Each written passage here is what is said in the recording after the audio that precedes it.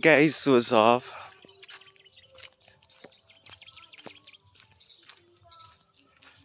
Kakagising ko lang and then naglakad lang ako dun sa bahay namin.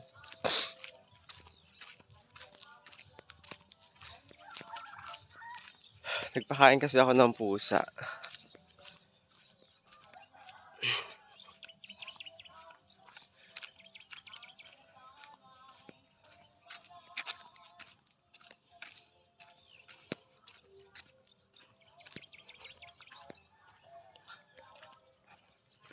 Naka-harvest na sila. Ang ganda na ito, oh. Ang damuhan na naman ng palay. Kakatanim lang yan na nakaraan. So ngayon, lapit na naman mag-harvest. Ang dami na nakapag-harvest ng mais ngayon. Ano?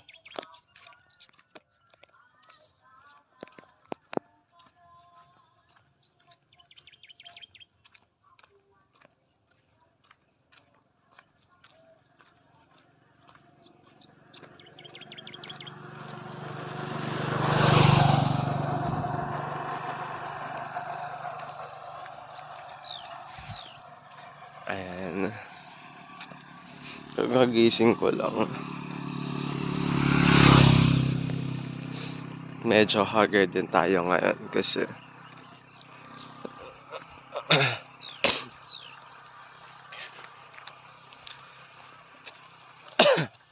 may haggard tayo kasi kasama na pakaramdam ko. Halos 1 week na kasi ako sobrang daming ginagawa. Sobrang dami kong pagod sa isang buong linggo. Halos kasi ako lahat ang gumagawa ng mga, diba nga nagpapatayo ako ng tindahan. And then worth it naman guys.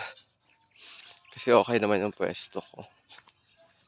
Hindi siya tulad dati na halos isang araw, sobrang liit lang ng kinikita ko ng benta ko. Pero ngayon, lumalaki naman siya. Nakakatuwa naman.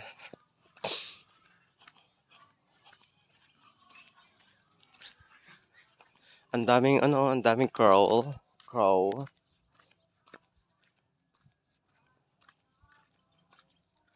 Wak.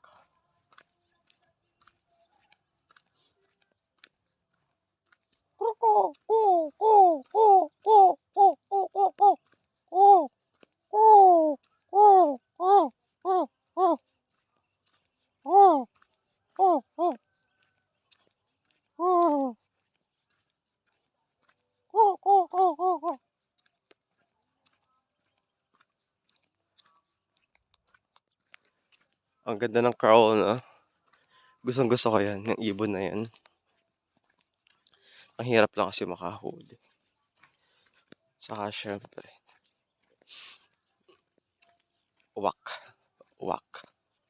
Dami ganyan sa amin sa Quezon, daming uwak.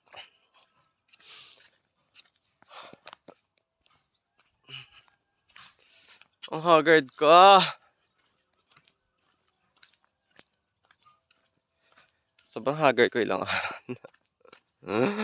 Masama na pa ako, sinisipon ako. Grabe, sobrang pagod. Kailangan ko to ng pahinga. Pahinga and then more water.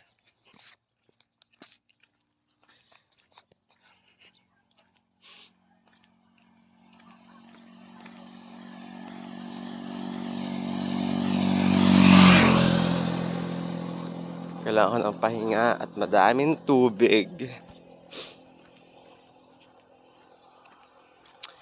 Kailangan ng madaming tubig talaga.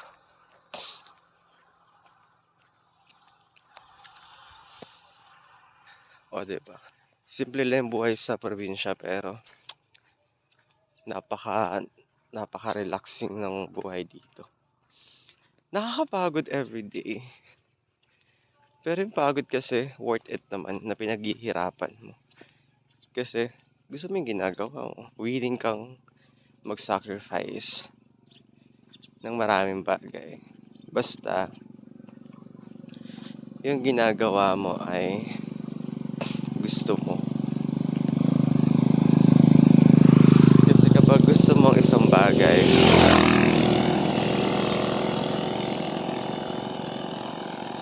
kahit napapagod ka, hindi mo siya susukuan.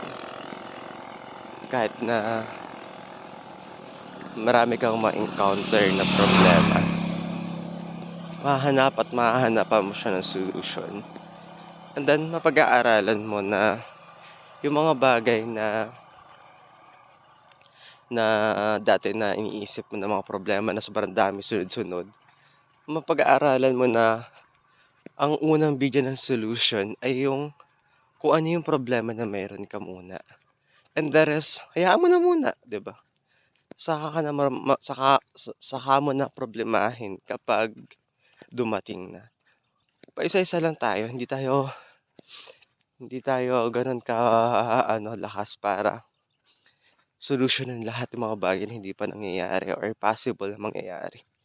Bakit kasi ang problema kasi sa mga Pilipino, lagi natin pinapangunahan yung mangyayari pa na yung mangyayari pa, yung sa araw ng bukas, masyado nating pinoproblema yun, eh.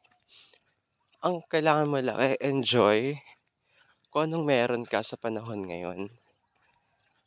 'Wag mong problemahin yung mga bagay na hindi pa dumarating.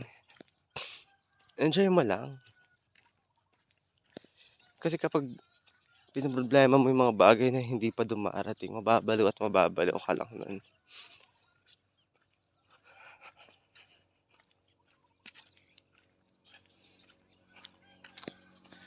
So yun, nandito na ako sa aking bahay, tindahan.